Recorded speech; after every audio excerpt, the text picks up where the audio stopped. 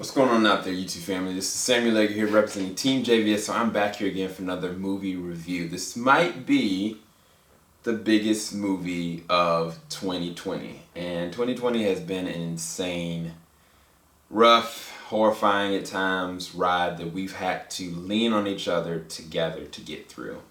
I'm going to give you guys my full, unfiltered thoughts. This is a non-spoiler review, and I also tell you things that I didn't like necessarily as much, but let's go ahead and go through it. So first off, this is a Christopher Nolan film.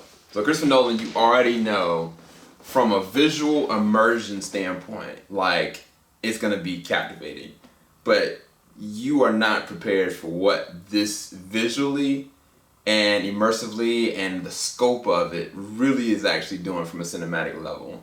But then you also have this pretty refinedly good cast as well. You've got Kenneth Branagh, you've got Aaron Taylor Johnson, you got Robert Pattinson, you got Elizabeth Debicki, you've also got Michael Caine's back, and of course another Christopher Nolan film, and then you got the main lead, John David Washington. So the thing about this movie is that you don't really necessarily understand what's really going on, because from the trailers, they kind of allude to you that there's some kind of like reverse and inversion and time, and you don't understand really what's kind of going on. And from the very opening, first 6 minutes of the movie, you're going to be like, I wasn't prepared for what is actually happening right now. And I think the movie definitely platforms you from that point. But just off of the visuals and the scope, they play with things when it comes to camera work and imagery, where I think that Christopher Nolan alluded that he shot the movie completely forward and completely in reverse. And they play with that with different characters and different moments, different movements, whether it bullets, whether it be explosions. There was an explosion that I saw in the third act that literally, well, simultaneously it was happening, it was also inverting at a certain point.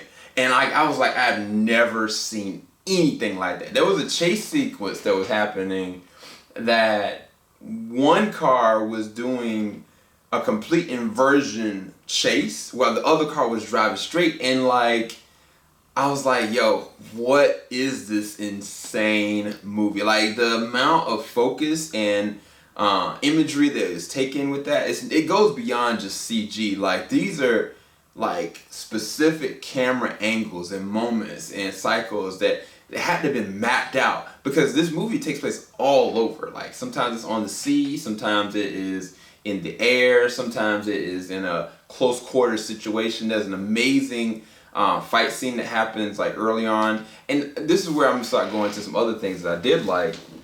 I think that the fight choreography was done pretty well with the first act of the movie. Like, a lot of the firefight moments, and like Christopher Nolan, he knows how to deliver like a good action set piece moment. I mean, all you gotta do is look at The Dark Knight Rises and the opening of it, or even in The Dark Knight, or of course anything from Inception all the way through. But with this one specifically, it just opens up with like bam, bam, bam, bam, bam, and it hits in a certain way that I was like, yo, this is crazy. But even Jason David Washington, like, he really does devote himself to a lot of these action moments in the first half of this movie that I was like, this is commendable. But like, specifically a fight sequence that happens in a restaurant, I was like, it was just like vicious, it was on point, and I think that it was filmed well. And it also showcased like his devotion to what's going on. But then there's another moment where he is fighting something that is going in complete reverse. And I saw like some training that he was doing, and he literally was training to be able to fight somebody in reverse. And I was like, yo, this is insane. So Robert Pattinson, Elizabeth Debicki, and other people are definitely interacting pretty well in terms of the things that are happening in the environment. Specifically Robert Pattinson. I think Robert Pattinson, his character is very mysterious. You don't know a lot what's going on around him. He doesn't have that much fleshed out dialogue in terms of like where he comes from or what he's doing. But when he is there, like, he's very charismatic, he's very energetic, and like, he also has this level of mystery to him that makes it feel like, yo, Robert is really cooling in this role, and he's doing a pretty good job of what he's given with it. And then what else? What else? What else can I actually say? Oh, the soundtrack. Soundtrack was really well done. I think that Ludwig did the soundtrack for this one. Let me confirm really quick because I don't want to get the composer wrong for this one because I think that is very important. Let's make sure. Oh, man, they aren't even showing it to me anywhere. But I thought that Ludwig actually did the composition for this one. And the other thing about the Elizabeth Debicki, the last movie I saw her in was Widows, and I thought she did a really refining job. She, in this one, has some really emotional, resonant moments in this movie. But then we start going into the negatives, unfortunately for me. Unfortunately for me, in terms of dialogue, in terms of pacing, and also in terms of emotional, resonant effect. Like a lot of movies for Christopher Nolan have that emotional gut punch, whether it be the Prestige, was like the moment that the twin sacrificed himself, or whether or not you got understanding what happened with Hugh Jackman's, sacrifice that he's been making, or if it goes to Inception, when you get the realization of what Dom or Leonardo DiCaprio's character did to his wife to get her out, and what that did to him. Or even if you go to Interstellar and you get that moment he's in the cockpit and he's watching his daughter and son for the very last time, and he gets realization he'll never be able to see them again. Like those emotional, resonant moments are never ever done in this movie. Like it is a spectacle movie. It is definitely made for immersive IMAX and grandiose effect. Like even the sound design was crazy, like even the visuals for all the action moments were amazing, but there's not that emotional resonant moment. As well as the dialogue is fleeting in the way that it's executed for me personally. Like there's a lot of times where like a character be going in this open line of dialogue and be talking and doing this, and a lot of exposition is kind of thrown out at me, and then it switches and it changes. And it switches and changes for reasons that I don't even actually know. That is a gift and a curse, because there's certain elements to this story that I'm still unpacking, and I'm not gonna sit there and knock it because I'm still trying to understand, like, okay, what was that actual character? Okay, what did that actually really mean? What did that mean from the very opening? Oh wow, that definitely changed because I didn't see this the first time. I think that this movie definitely will do better for me and be more digestible the second time I actually watch it, because there's a certain line of dialogue that goes through so fast and it feels like they're jump cutted, they feel like they're edited, and it feels like the pacing is off, because you go and you hit this one moment and then it goes fleeting, then it goes to another moment. And there's a moment that actually happens with Kenneth and Elizabeth and a boat, and I was like, I was really scared for a second, and then all of a sudden it just goes away, and I was like, why didn't you stick more to this and allow that to kind of progress forward? There's a lot of that, unfortunately, in this film, whereas sometimes I think that the moments do pick up with like a movie like Inception a lot of the times, like where it's like boom, boom, boom, boom, boom, but a lot of times there's moments to be able to breathe and understand and unpack and relate to the characters because of their emotional resonant backstories, and understanding the mystery behind this is intriguing, it's elusive, and from a science fiction standpoint, it's very interesting and grandiose, but that sacrifices, our connection to the characters, our connection to the emotional effect of what's going on. Like, there's moments where I was like, there's supposed to be this one serious moment where I was like, what does this really mean? But it had a negative effect on it for me, because it wasn't so much that I was like, this is serious. It was like, what does that mean?